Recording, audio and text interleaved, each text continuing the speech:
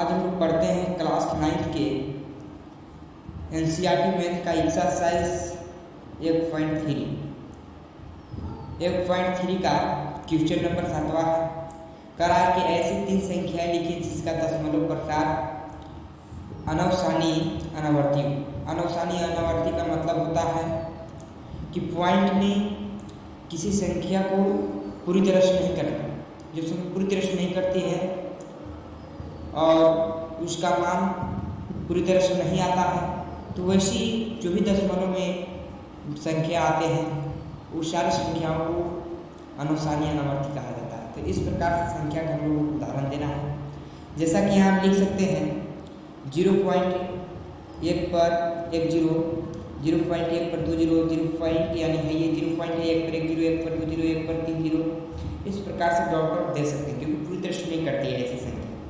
उसके बाद हम लिख सकते हैं 1 पर 1 0, 1 पर 2 0, 1 पर 3 0। इस प्रकार से डॉट डॉट कर सकते हैं। इस प्रकार से 3 पर 1 0, 3 पर 2 0, 3 पर 3 0, 3 0। यानी इस प्रकार से हम अनेक उदाहरण दे सकते हैं जो अनुसानी अनावर्ती का उदाहरण हो सकता है। अनुसानी अनावर्ती का मतलब होता है कि किसी भी संख्या पॉइंट में पूरी तरह से उसका मान नहीं आना, न पूरी तरह से कटना, ऐसी संख्याओं को कहते हैं अनुसानी अनावर्ती। तो इस प्रकार से उदाहरण दे सकते हैं। अगला सवाल को हम लोग हल करें।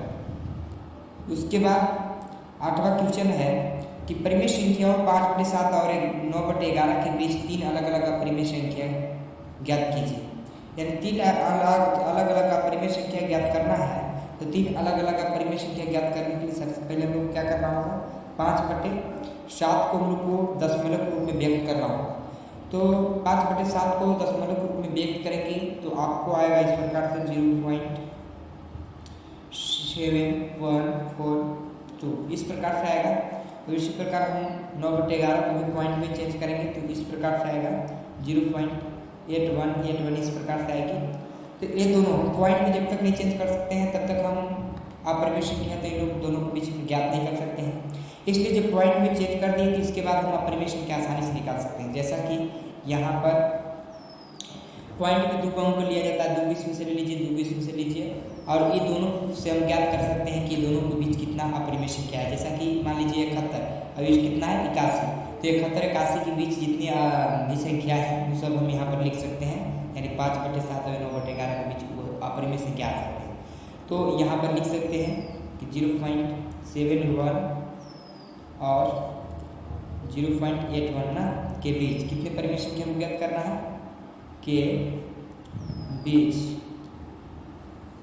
हम लोग को 3 परिमेय संख्या ज्ञात करना है ना, 3 अलग अलग। यहाँ पर लिखेंगे फिर 0.72 72 2 0 72 पर 3 0 इस प्रकार से डॉट डॉट। उसके बाद हम लिख सकते हैं 0.73 पर 1 0, 73 पर 2 0, 73 पर 3 0। इस प्रकार से हम लिख सकते हैं 0.74 पर 1 0, 74 पर 2 0, 74 पर 3 0। हो गया कि नहीं? तो इस प्रकार से हम सब इस जो संख्या है इसके अंदर आप दे सकते हैं, लेकिन हमसे 3 अलग अलग पूछा है इसलिए 3 दे दिए। और पूछता तो और भी इसके उदाहरण हो सकते हैं, जैसे कि हम 75 76 87 75 76 77 हो जाएगा, 78 हो जाएगा, 79 हो जाएगा, 80 हो जाएगा। इतना सारे हैं लेकिन हमसे 3 पूछा है इसलिए 3 हम लिख दिए। उसके बाद हल करते हैं अगला क्वेश्चन। उसके बाद 9वां क्वेश्चन है कि निम्न में कौन कौन अपरिमेय है, या निम्न में कौन कौन अपरिमेय कौन कौन परिमेय संख्या है। तो यहाँ पर √23 है, इसको हम परिमेय कब कहते हैं, जब इसका वर्गमूल एक निश्चित संख्या में आता है। 23 का वर्ग, किसी संख्या को वर्गमूल जो वर्ग है वो 23 ही नहीं है, तो वो इसका 23 का वर्गमूल कैसे एक निश्चित संख्या आ सकता है, नहीं है। यानी इसका वर्गमूल एक निश्चित संख्या नहीं आ सकती है, इसलिए √, जो भी √23 है ये अपरिमेय संख्या होगा, अपरिमेय। उसके बाद देखते हैं अगला √225 है। तो 225 हम जानते हैं कि ये किसका वर्गमूल है, तो 15 का, इसलिए क्या होगा ये परिमेय, क्योंकि इसका मान तो 15 है ना बराबर में, इसलिए 15 को नहीं हम परिमेय संख्या कह सकते हैं, इसलिए क्या होगा ये परिमेय होगा। उसके बाद तीसरा क्वेश्चन देखिए, हम जानते हैं कि पॉइंट में जितने अंक होते हैं उसका बटा में पॉइंट हटाने के लिए उसके बटा में उतना ही 9 लिखा जाता है। तो इस पर पॉइंट हम हटा सकते हैं, 37 96 पर 4 अगर 9 लिख देते हैं बटा में तो ये पॉइंट हट जाएगी। तो जब भी बटा के रूप में हो जाएगा तो परिमेय संख्या नहीं हो जाएगा। जैसे कि इसको लिख सकते हैं 37 96 है ना, तो इसको हम 4 गुना बटा में लिख सकते हैं और p बटा q के रूप में हो गया ना, तो इसको हम कह सकते हैं परिमेय संख्या।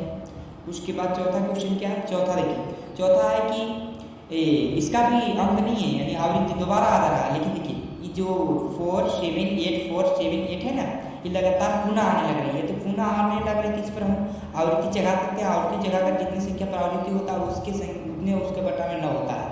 जैसा कि इसके बटा में हम उतने 9 लिख सकते हैं जितनी संख्या दोबारा, यानी पुनः यही संख्या आ रही है, इस यहाँ पर डॉट दिया हुआ है, यानी पुनः यही संख्या आ रही है। अगर कोई संख्या लगातार पॉइंट में वही संख्या आती है तो उसको हम परिमेय कर सकते हैं, क्योंकि यही संख्या लगातार आएगी, लगातार यही इतनी अंक में जो भी है यही ना आएगी, इसलिए परिमेय संख्या होगी ये, यानी परिमेय संख्या होगा परिमेय, क्योंकि इस पर बार चढ़ाया जाएगा जिसको लोग आवृत्ति कहते हैं। जब बार चढ़ाया जाता है तो उसके बटा में उतना ही ना होता है, तो p बटा q रूप में तो चेंज हो ही जाएगा, इसलिए परिमेय होगा।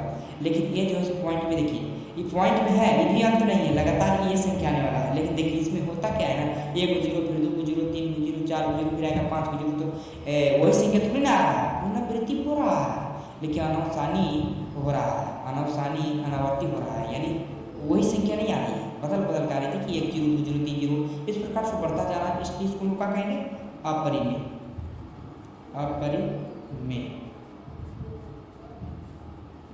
तो बस एक्सरसाइज 1.3 का मैंने और क्वेश्चन को सोल्यूशन कर चुका हूँ। बस इस वीडियो को मैं यहीं तक रोकता हूँ।